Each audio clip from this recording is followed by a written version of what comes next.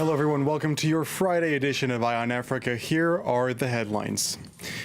A massive turnout in the streets of Algeria as protests are held for a 24th consecutive week, but this time demonstrators are calling for civil disobedience. Sudanese authorities arrest 9 soldiers following violence this week. 6 unarmed protesters, including 5 children, were shot dead on Monday. And our reporters in Cameroon meet with some of the protesters who were arrested during riots at Yaoundé's central prison. They claim they were tortured by authorities while in custody. But first, it was another day of protests across Algeria, the 24th consecutive week of countrywide demonstrations demanding regime change and the transfer of power to a civilian government. For the first time, protesters called for civil disobedience despite a heavy police presence in several cities. Earlier, I spoke to France 24's Monsef Eitkessi in Algiers. He had a wrap-up of today's events. For this 24th Friday in Algiers, you just said it, the mobilization was intact despite the obstacles and the heat. The Algerians came out with the same determination and the same commitment to. However, several protesters were arrested by police in the morning, and today in Algiers around 2 p.m. the demonstrators shouted, "Civil disobedience is coming." It's actually a new slogan that sounds like a message to power holders who are accused of ignoring popular demands, including the departure of the symbols of the existing regime and the organization of a transitional period leading to a change in the political system. And the appearance of this slogan calling for civil disobedience came a few days after the Army Chief of Staff, Ahmed Gaid Salah, who refused to meet the preconditions for opening dialogue required by the demonstrators. More precisely, Ahmed Gaid Salah, as well as the media and the judiciary, have been the target of some very strong slogans today. Yeah, you mentioned General Ahmed Gaid Salah, the de facto leader of Algeria, who rejected preconditions to launching talks. What's been the reaction in Algeria this week and among those who demonstrated today? Well, they have a lot talked about a certain, a panel, because there's a panel actually which goal is to find a solution. It was a panel that was first criticized on social networks. However, it all started well because civil society is trying to propose solutions. But the problem is that this panel does not have unanimity despite its intentions described by some as good, because the credibility of some of the people on this panel is being questioned for various reasons. We also denounced the fact that these personalities have dialogued with the interim president Abdelkader Ben Salah, while the street calls for the departure of the government. But there was, still hope, because the demands formulated before moving towards dialogue were to ease tensions. But the people didn't know this time that the answer was going to be categorical rejection of these conditions by General Ahmed Gaid Salah. So this is what the people wanted to explain today. They do not want dialogue with this current system until the departure of the whole system. Authorities in Sudan have arrested 9 soldiers suspected of killing 6 unarmed protesters on Monday, 5 of whom were children. The African Union and the Transitional Military Council had promised to investigate the murders quickly. Simon Harding has the details. Joy and relief in the streets of El Obeid. 5 days ago, these same roads had been the stage of a bloody massacre where paramilitary troops killed unarmed protesters, including 5 school children. 9 soldiers have now been arrested in connection to those murders. 7 members of the Rapid Support Forces have been arrested. They were immediately discharged from military service and they were presented to judicial authorities for a trial through civil legal proceedings. Yesterday, 2 RSF soldiers were also arrested. The killings shock Sudan, sparking a new wave of mass protests.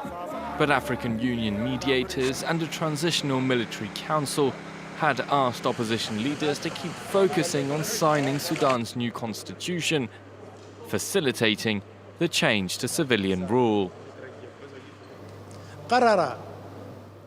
Both sides agreed to meet today to complete the negotiations, so the basic structure of the general agreement has been determined. Now we can replace the grief and pain which dominated recent days and rejoice in the positive conclusion of an agreement for the Sudanese people.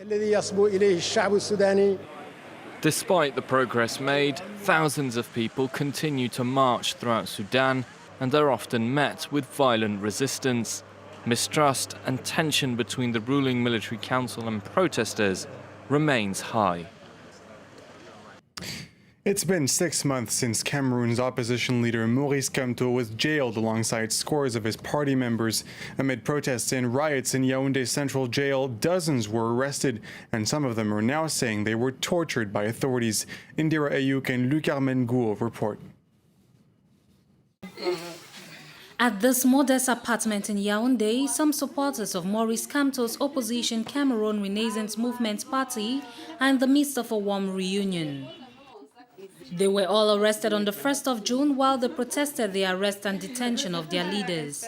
These women are amongst 59 people detained and tortured for 72 hours at the State's Defense Secretariat located in a gendarmerie camp in Yaoundé. Amnesty International claims they were tortured.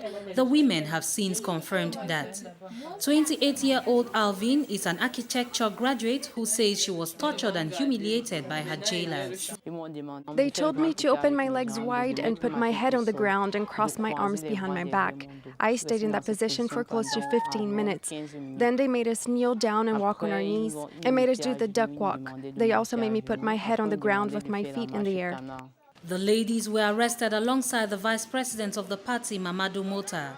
He is pictured here in a yellow shirt in this video taken at the Yaoundé Central Prison during the violent July 22 prison riots. The shocking picture of an opposition leader taken from the Yaoundé prison and shoved into the boot of a military truck was the headline of a local newspaper.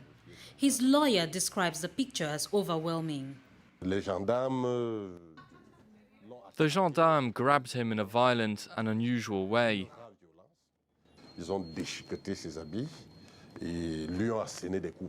They ripped off his clothes, gave him several punches to the head, neck and arms. He was trampled upon, and after they were done beating him up, they took him to the Defense State Secretary and to the Central Judicial Research Department, where he was isolated. He went for 4 days without food.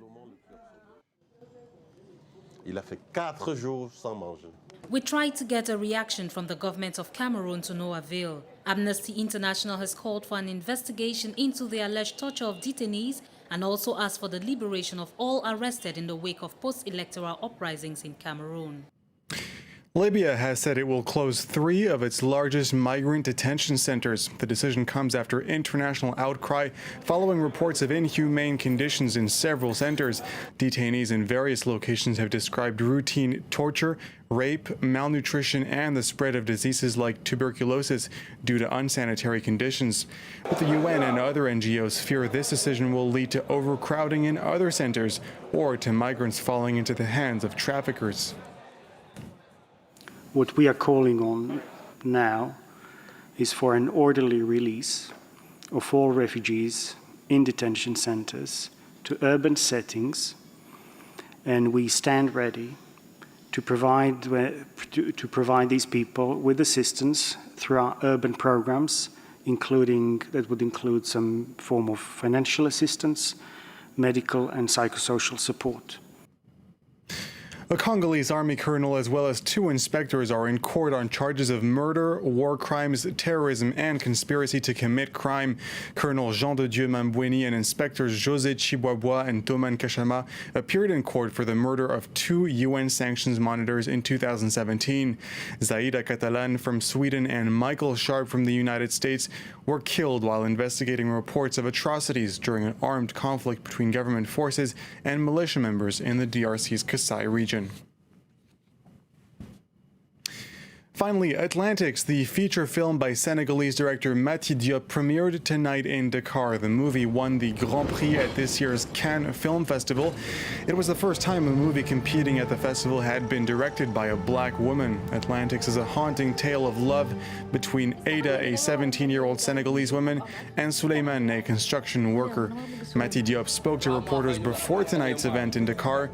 She explains the significance of this premiere taking place in Senegal. This event is a symbolic occasion that introduces the audience to the movie for the first time. And this is very important and moving, regardless of the location. It makes me incredibly happy. It also happens that this first audience is Senegalese, and the language of the movie is Wolof. So the fact that they speak the language is also very important. That wraps up this edition of Eye on Africa. The news continues on France 24 right after this.